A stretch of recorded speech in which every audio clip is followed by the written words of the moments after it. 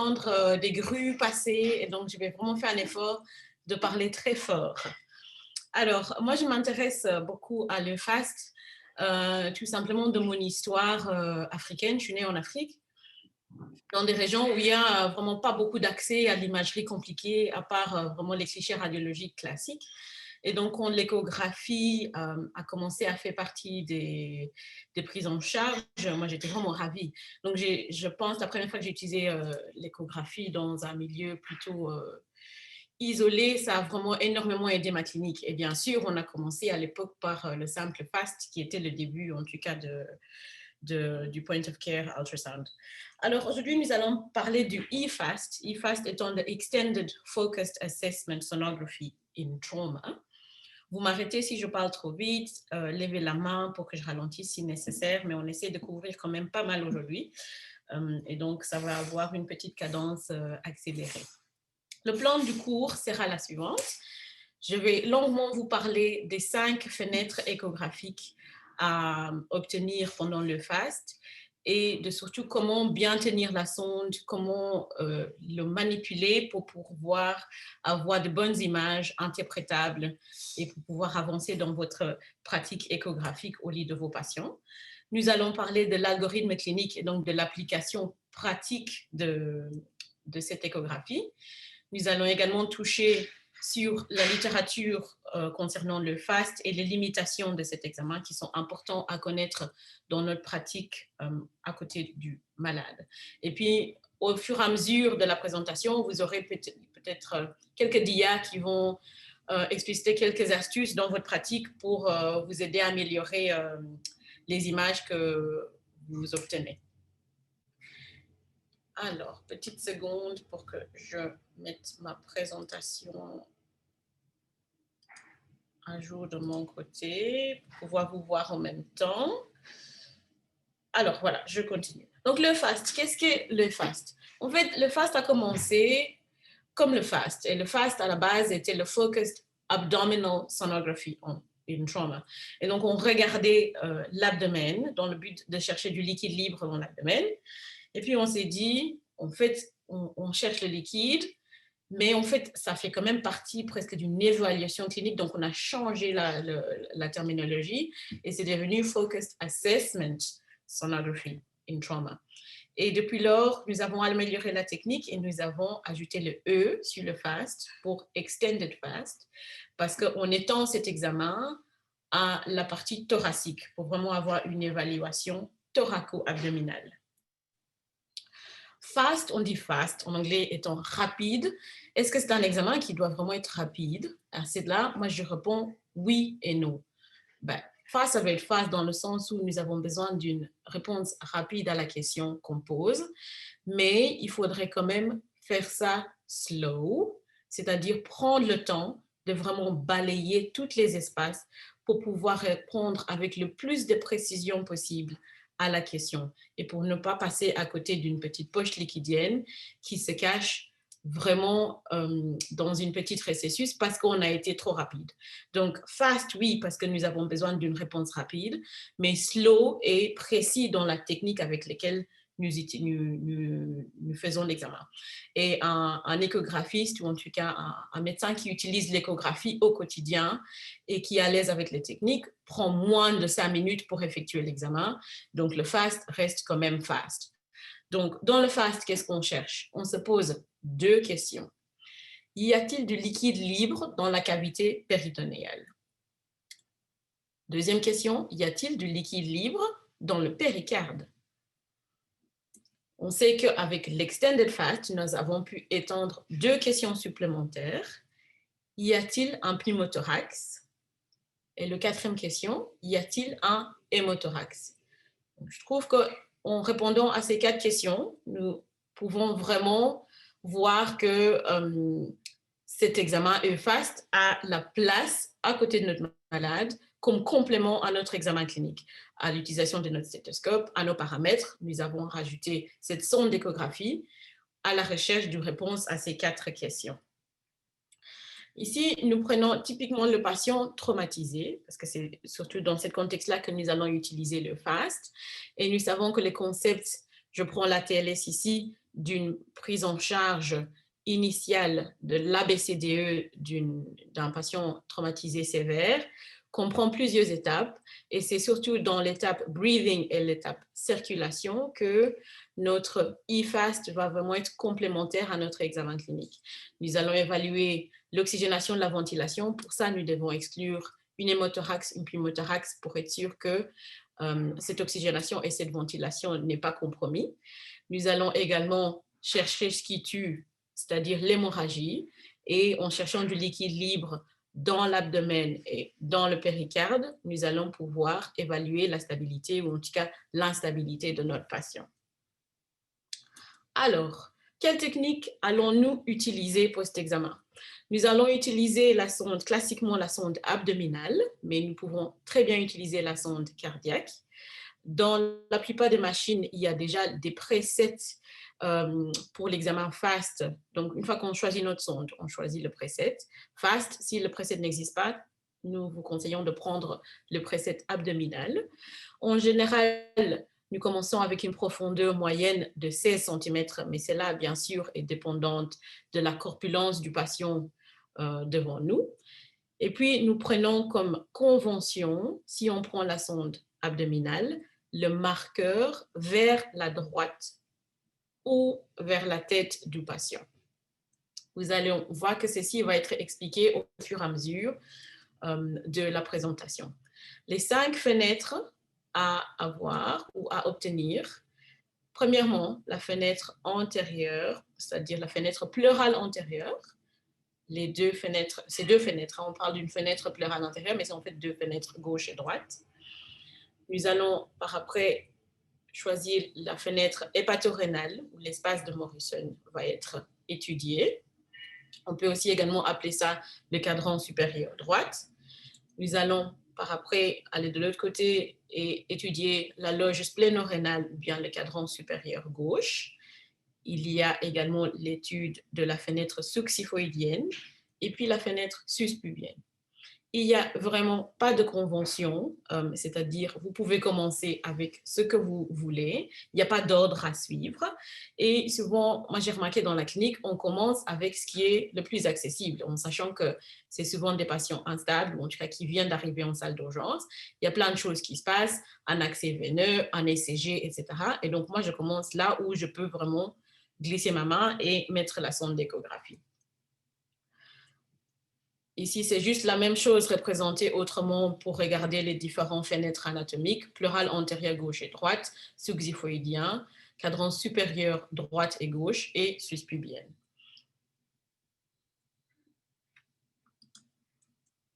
Oups. Alors, commençons avec les pleuves, en tout cas les fenêtres pleurales.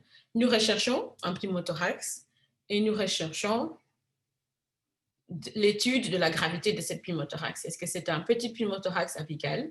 Est-ce que c'est un pneumothorax très étendu?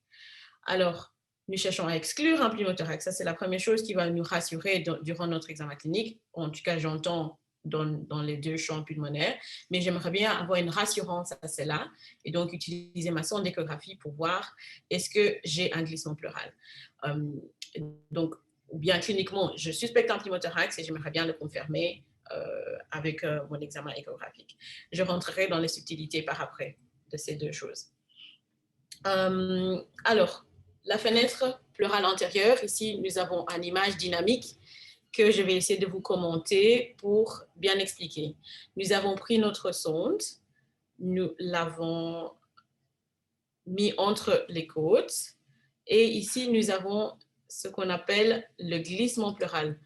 Vous voyez que vous avez un petit scintillement de cette ligne pleurale. Il y en a qui parlent des fourmis qui marchent en ligne. Il y en a qui parlent d'un scintillement. Ça dépend comment on a envie de le dire. Mais en tout cas, nous voyons qu'il y a quelque chose de dynamique qui se passe ici au niveau de cette ligne. Nous voyons ici les 2 cônes d'ombre costales pour nous aider à localiser. Donc, nous nous retrouvons entre 2 côtes. Et donc, de cette image précise, je peux dire que à l'endroit où je pose ma sonde, je n'ai pas de pneumothorax. Je peux difficilement dire ce patient n'a pas de pneumothorax parce que je ne peux que parler de l'endroit que je vois.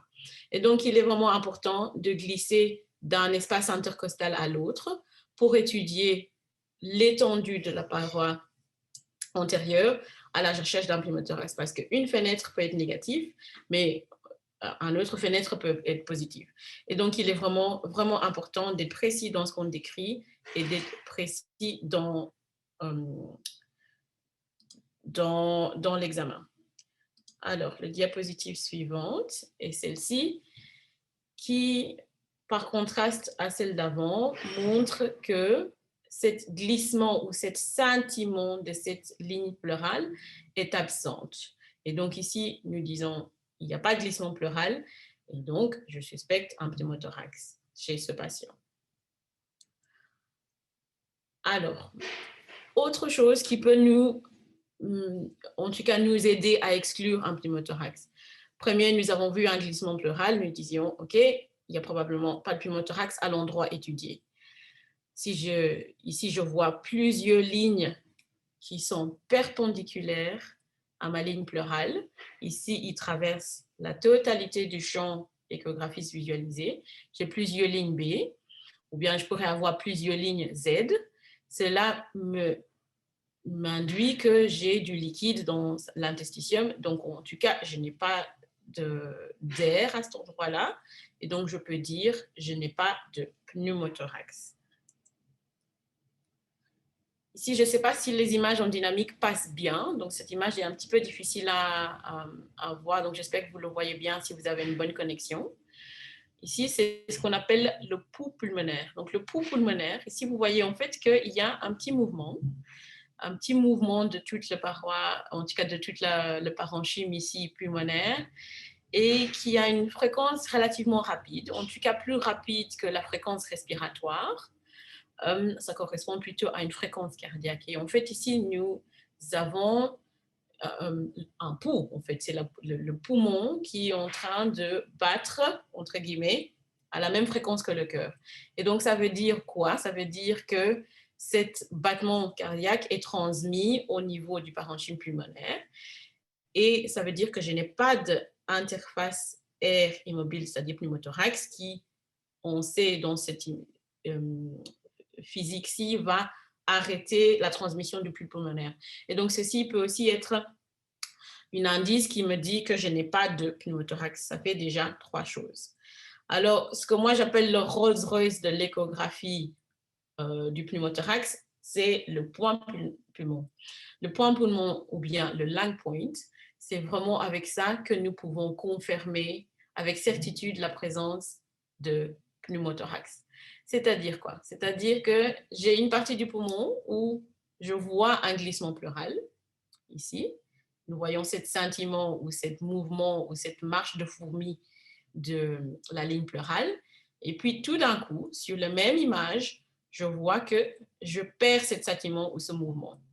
Et donc, je suis vraiment à l'endroit où la partie où le poumon est décollé de la plèvre et la partie où il reste collé. Donc, je suis ici en zone pneumothorax et en zone où le pneumothorax n'y est plus. Donc, je suis au point poumon ou bien au lung point. Si vous avez ça, vous pouvez vraiment dire avec certitude que je suis face à un pneumothorax.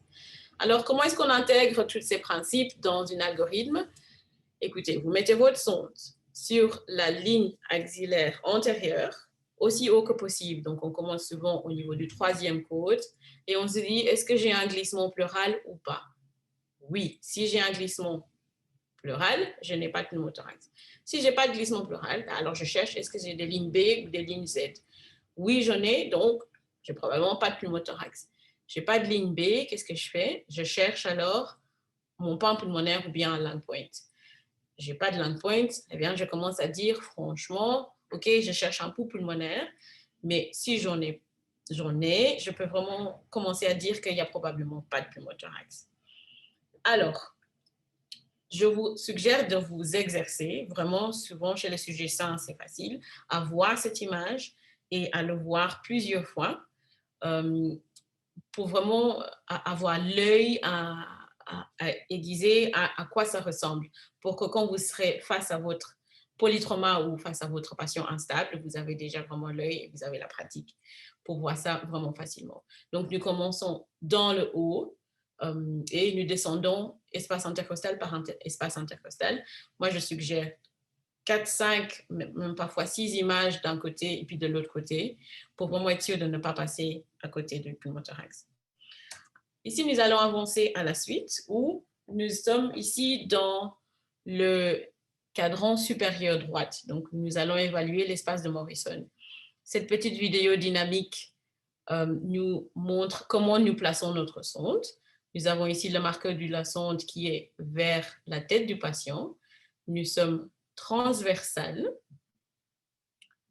et nous allons en fait balayer. Je vais essayer de rejouer la vidéo. Mais ça ne marche plus. Hop, si je fais comme ceci, voilà, comme ça vous allez de nouveau en dynamique voir comment balayer d'un côté à l'autre pour vraiment bien étudier tout l'espace. Nous sommes ici parallèles à la ligne axillaire antérieure et nous sommes en tout cas entre le 7e et le 9e côte.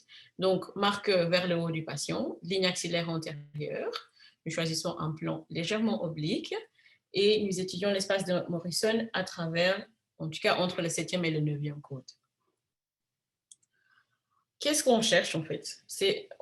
Ici, j'aime bien cette coupe anatomique parce que ça nous donne vraiment une idée de ce qu'on cherche. Et moi, j'aime bien appeler ça un needle in the haystack, c'est-à-dire on cherche vraiment une aiguille dans une botte de foin, si on appelait ça comme ça, ou bien un épingle dans mes cheveux. Donc, ça serait aussi compliqué que de chercher un épingle dans les cheveux comme les miens.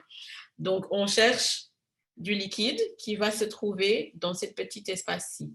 Et en sachant que l'échographie, avec l'échographie, nous avons les coupes en 2 dimensions, nous devons vraiment nous habituer à rajouter la 3e dimension. Et cette 3e dimension en échographie, c'est le mouvement de votre sonde et c'est le balayage qui va vous le donner. Vous allez du coup saucissonner pour vraiment avoir une idée tridimensionnelle de ce qui se passe dans ce ventre. Donc ça, c'était l'espace de Morrison. Ici, dans l'espace clinorénal, le liquide s'accumule plutôt ici. Et dans l'espace suspivien, c'est dans le cul-de-sac de Douglas. On y reviendra. Et donc ici, pour vous montrer à quoi ça ressemble échographiquement parlant, nous avons le foie, nous avons le rein. Nous allons essayer de trouver le pôle inférieur du rein droit. Nous allons chercher cette ligne où le foie et le rein sont accolés. Et donc, c'est un espace qui est normalement virtuel. Nous allons aussi avoir le diaphragme comme repère important. Et nous allons faire notre balayage dynamique que nous allons vous montrer dans les images qui vont suivre. Ici, il y a notre image.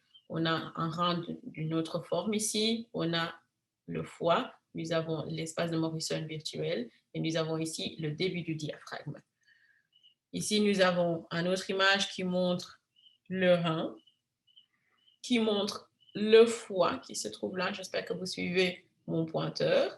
Et nous avons ici toute cette partie noire qui correspond à du liquide qui vient séparer le foie et le rein. Et donc, c'est du liquide qui se trouve dans l'espace de Morrison.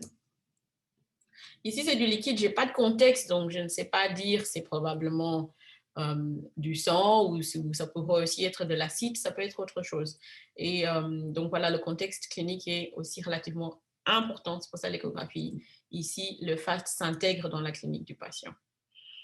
Autre image qui nous montre l'importance du balayage, parce qu'ici, nous voyons vraiment une toute petite triangle suspect et que nous aurons raté si nous avons vraiment pris une image statique non balayée.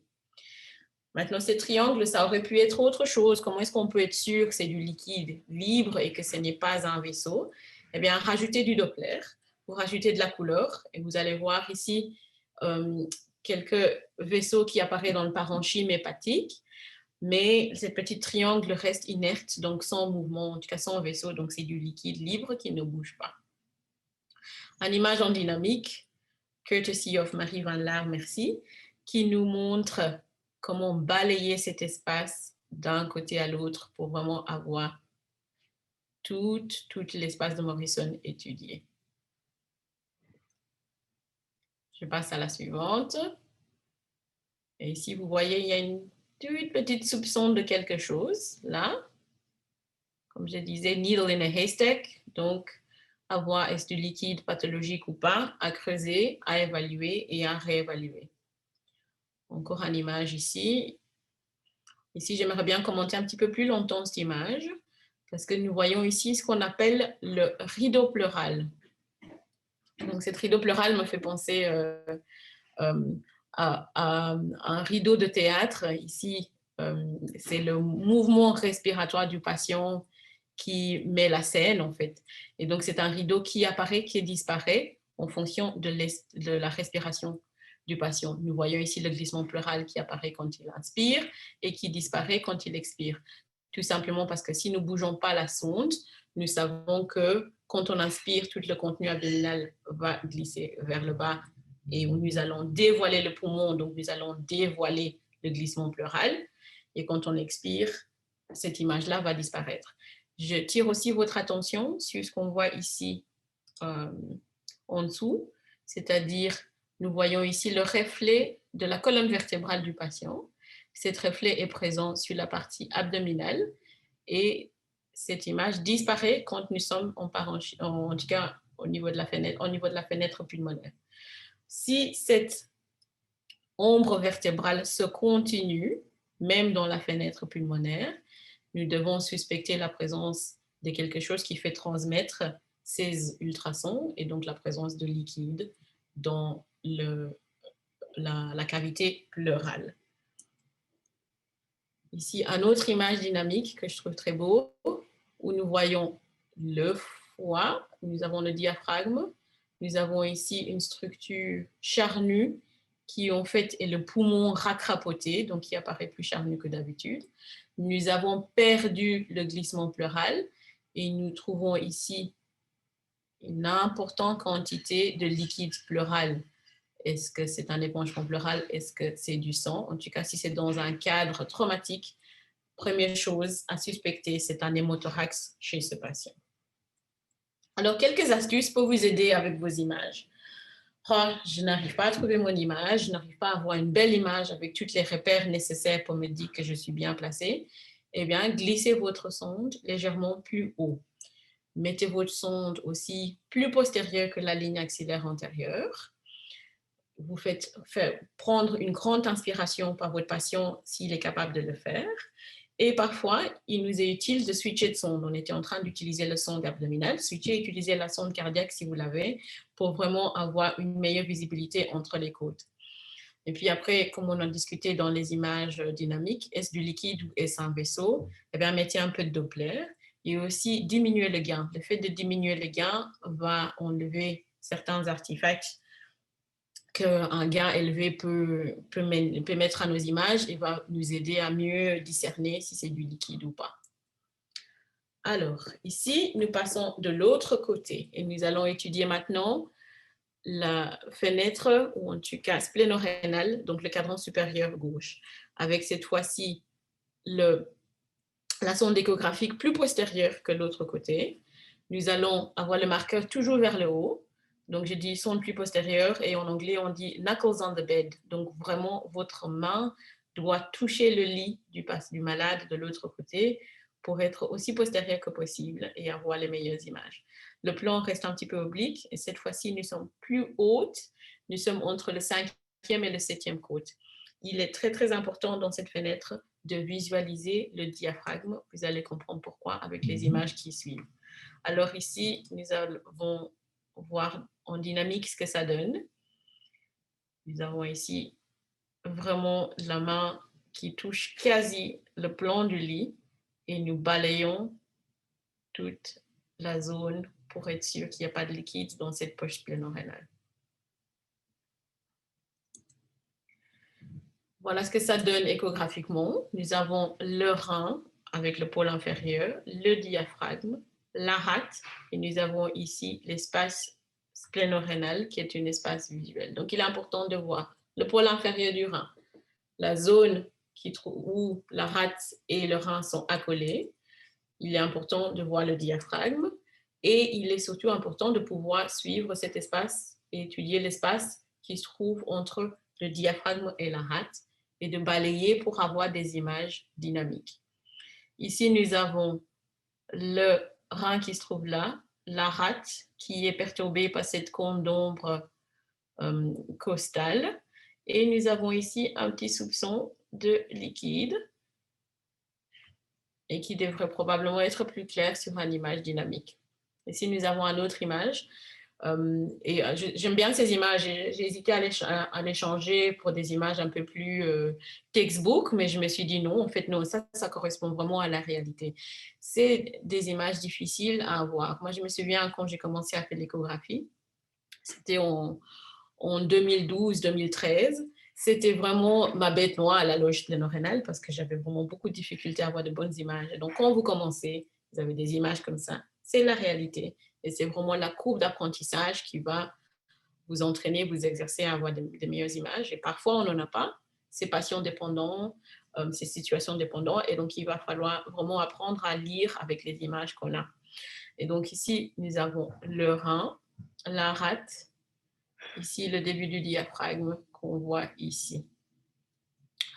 Sur cette image-ci, nous sommes également dans l'espace pléno-rénal. Nous avons le rein qui se trouve là, la rate. Nous avons ici le diaphragme. Et nous voyons en fait entre la rate et le diaphragme du liquide péritonéal qui se trouve là, qui se remplissent d'abord cette partie-là avant de venir remplir la loge pléno-rénale. Ici, nous avons glissé cette même sonde légèrement vers le haut pour étudier les plèvres. Et nous voyons ici le poumon racrapoté sur lui-même qui laisse place à du liquide. Ici, un hémothorax si ce patient est un patient traumatisé. Et nous avons ici le diaphragme. Donc, hémothorax, donc nous allons probablement mettre un drain chez ce patient. Encore quelques petites images pour vous montrer que les petites lignes ici, je ne sais pas si ça va jouer ou pas, mais en tout cas, quand je m'exerçais, ça ne marchait pas, donc malheureusement, je ne peux pas vous les montrer en dynamique. Mais en tout cas, ceci, c'est dévoilé du liquide plus haut, qu'on voyait plus haut sur les images. Enfin, dans les vidéos dynamiques, désolé de ne pas pouvoir vous le montrer aujourd'hui. Alors, quelques astuces pour cette loge. Alors, si l'image est très difficile à trouver, mettez votre sonde plus haut et mettez votre sonde plus en postérieur. Faites prendre une grande inspiration, changez de sonde, utilisez la sonde cardiaque, diminuez votre gain et mettez un peu de Doppler si vous avez une image douteuse. Nous passons en sus-pubienne. En sus-pubienne, il y a deux vues à obtenir. Il y a l'image transverse où nous mettons le repère vers la droite du patient, juste au-dessus de la symphyse pubienne, et nous balayons vers les pieds. Et puis, nous pivotons de 90 degrés pour avoir la vue sagittale. Et donc, la sonde vers le haut et nous basculons vers le pied et nous allons balayer cette fois-ci de gauche à droite. Nous allons voir ce que ça donne en dynamique. Voilà, ça c'est en transverse. Nous allons balayer vers les pieds du patient. Nous tournons de 90 degrés pour avoir l'image transverse, sagittale, excusez-moi, où nous balayons de gauche à droite pour vraiment bien étudier toutes les récessus péritonéales. Et alors, où va-t-on trouver de la flotte? Là, là, et dans le cul-de-sac du glace. Voilà ce que ça donne en image échographique. Chez un homme, nous avons la vessie, ici transversale et ici sagittale. Et donc, nous étudions vraiment l'espace qui se trouve derrière la vessie. Chez la femme, nous avons la vessie, nous avons ici derrière l'utérus avant d'arriver au niveau du rectum. Et en sagittal, ici, on a préféré mettre un diagramme vraiment pour que vous puissiez visualiser ce qu'on voit chez la femme. Parce que moi, mes cours d'anatomie sont bien loin, donc j'aime bien ce diagramme parce que ça rappelle l'anatomie. Donc, nous avons la vessie, nous avons derrière les organes génitaux de la femme, l'utérus, le col et le vagin qui font vraiment un V avant d'arriver à tout le système digestif, entre le système digestif et le système génitale, nous allons ici une petite poche, une récessus, où va s'accumuler du liquide, parce que poche très déclive. Et donc, cette image correspond à celle-ci, où nous avons la vessie de notre patiente, nous avons l'utérus qui se trouve là, et ici, beaucoup de liquide. Il y a du liquide ici maintenant entre l'utérus et le système digestif, mais il y a tellement de liquide qu'il y a également du liquide entre la vessie et l'utérus même. Alors, quelques astuces. Est-ce du liquide libre? Est-ce un vessie? Ou est-ce que c'est un vaisseau? Eh ben, moi, je vous propose de mettre un peu de Doppler, ça peut aider aussi. Également diminuer le gain. Quand la vessie est vide, il est très difficile d'avoir des images, de bonnes images de cette zone-ci, donc remplissez votre vessie. Ou bien si votre patient est sondé, il est facile, hein, on va mettre un peu de sérum ou un peu de liquide pour pouvoir vraiment avoir une image dynamique en utilisant la vessie comme fenêtre. Alors, sous xyphoïdien, nous allons ici étudier le péricarde. On prend ici avec la sonde abdominale une orientation transverse. Le marqueur est vers la droite du patient. Nous allons mettre la sonde quasi à plat et essayer de passer sous le xyphoïde. Avec ici, on pointe vers la tête du patient et un petit peu vers l'épaule gauche pour dévoiler notre image. Nous utilisons cette fois-ci le foie comme fenêtre acoustique. En dynamique, ça donne ça. Nous glissons jusqu'à ce que nous voyons le cœur. Pour cette fenêtre-ci, il est important de diminuer la profondeur, parce qu'on avait parlé d'une profondeur moyenne de 16 cm. Ici, je diminue carrément à 25 de profondeur pour commencer mon examen. Parce que dans le début de la pratique, je me disais, mais écoutez, je ne trouve pas de cœur. Pourtant, il est encore vivant, il doit être là quelque part. Et c'est souvent parce qu'on est trop superficiel, donc diminuer vraiment la profondeur. Alors, anatomiquement, qu'est-ce qu'on voit? Nous voyons du liquide ici dans l'enveloppe qui entoure le cœur. Et en image échographique, voilà l'image que nous avons. Donc, du haut vers le bas, nous avons ici le foie. Nous tombons directement sur la ventricule droite, l'oreillette droite, l'oreillette gauche et puis le ventricule gauche. Qu'est-ce que ça donne quand l'image est pathologique? Nous avons le foie ici et nous avons, à la place de tomber directement sur la ventricule droite, nous avons une lame de liquide ici. Donc, cette patient présente, en tout cas, un épanchement péricardique. Quelques astuces. Mettez bien votre sonde à plat. Mettez énormément de gel pour ne pas perdre d'interface. Et je vous conseille de commencer vraiment avec la sonde vers l'hypochondre droite, c'est-à-dire en prenant le foie et en utilisant cette grosse structure comme fenêtre et puis de glisser vers le xyphoïde.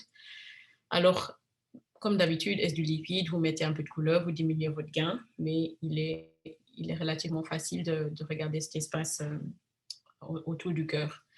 Ici, nous passons maintenant à l'algorithme clinique. Qu'est-ce que je vais faire avec toute cette information-ci, ou en tout cas, comment est-ce que je vais l'interpréter, ou quand est-ce que je vais l'utiliser? Donc, mon examen POCUS se fait à côté du lit, enfin à côté du malade, et va vraiment m'aider à décider de la suite de mon malade.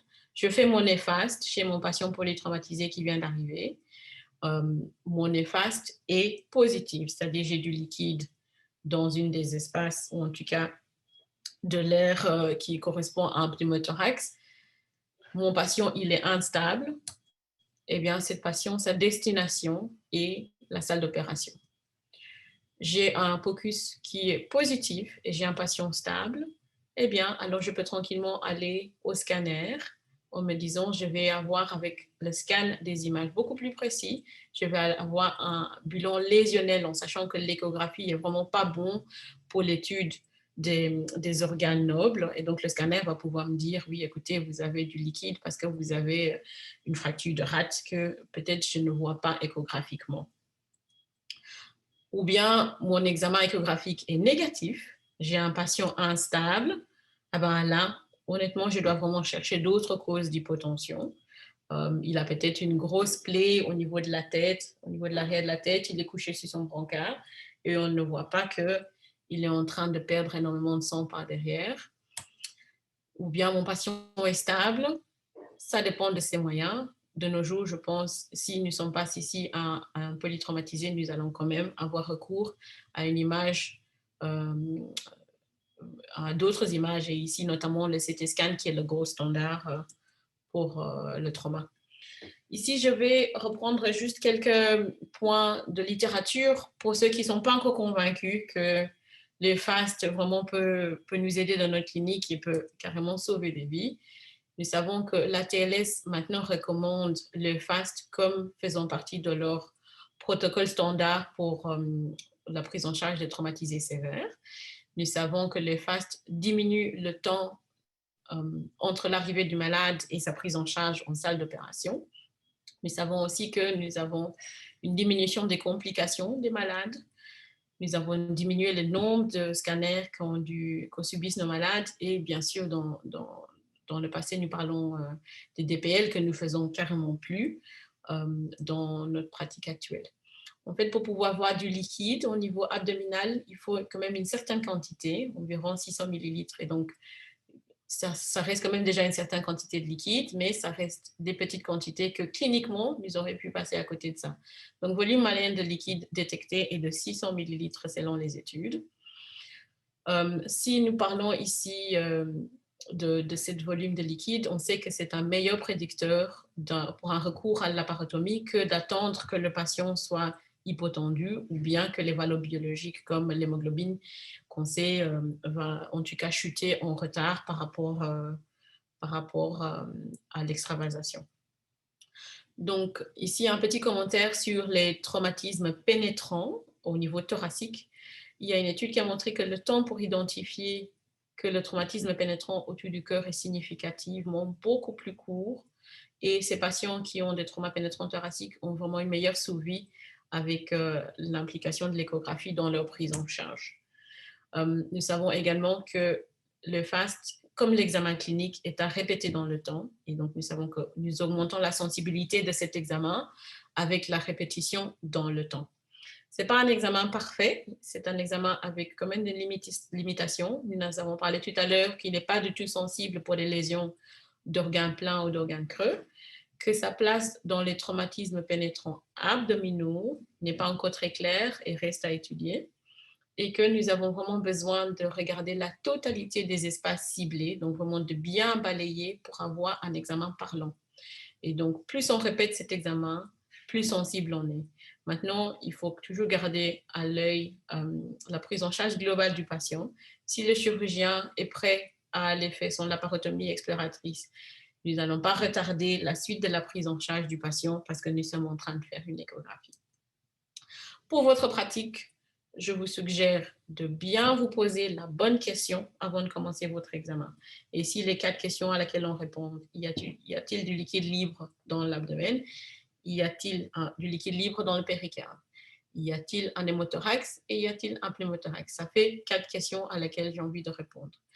Je vous suggère également de bien choisir votre sonde en fonction de votre machine, de ce que vous avez comme disponible chez vous. 3, de bien pré-régler votre machine, connaître votre machine, savoir si j'ai un réglage FAST, mais alors je choisis celle-là par défaut, ou bien le réglage abdominal. Régler votre gain, votre profondeur, et mettre le focus au bon endroit. Et de 4, essayez vraiment, une fois que vous avez votre image, d'être sûr que vous avez tous les marqueurs nécessaires. Je dois bien voir mon diaphragme, je dois bien voir le pôle inférieur de mon rein, je dois bien vraiment avoir une image d'une meilleure qualité avant de commencer à l'analyser et avant de commencer à balayer toute la zone pour être sûr que je passe à côté de rien. Place aux questions. Alors, merci beaucoup, Gougou, pour cette excellente présentation. On a effectivement déjà une question, mais je pense que tu viens d'y répondre en tout cas partiellement. Pour exclure le pneumothorax, est-ce que tu dois commencer d'emblée en utilisant la sonde abdominale, puisqu'on est dans le FAST, ou alors tu suggères d'utiliser une autre sonde, comme par exemple la sonde cardio, pour passer entre les côtes? Pour répondre à cette question-là, moi je suggère, et ça c'est vraiment mon avis pratique, c'est de commencer avec la sonde abdominale. tout simplement parce que le reste de mon examen se passe avec la sonde abdominale. Donc, ça me diminue de manœuvre de changer de sonde. Et avec la sonde abdominale, nous avons vraiment des excellentes images en thoracique, en tout cas dans le but de rechercher un pneumothorax. Si maintenant, nous n'arrivons pas à bien voir entre deux côtes avec cette sonde-là et nous avons le luxe d'avoir une sonde cardiaque à côté, pourquoi pas changer de sonde et si on a le temps de le faire. Mais je suggère d'emblée dans cet examen-ci de commencer avec l'examen abdominal, avec la sonde abdominale qui peut vraiment être utilisée pour toutes les fenêtres dans le FAST. J'espère que je réponds à la question. Alors, merci beaucoup, Gougou. Est-ce que tu peux aussi répondre à la question suivante? Quand tu fais un fast, comment est-ce que tu commences? Par où est-ce que tu commences? Et surtout, comment est-ce que tu inclus ton fast dans la BCDE, s'il te plaît? Alors, comme je vous ai dit, il n'y a pas de règle claire. Moi, je sais juste que dans ma tête, moi, je suis quelqu'un de très visuel quand je fais mon fast. J'ai le signe de la croix qui apparaît dans ma tête.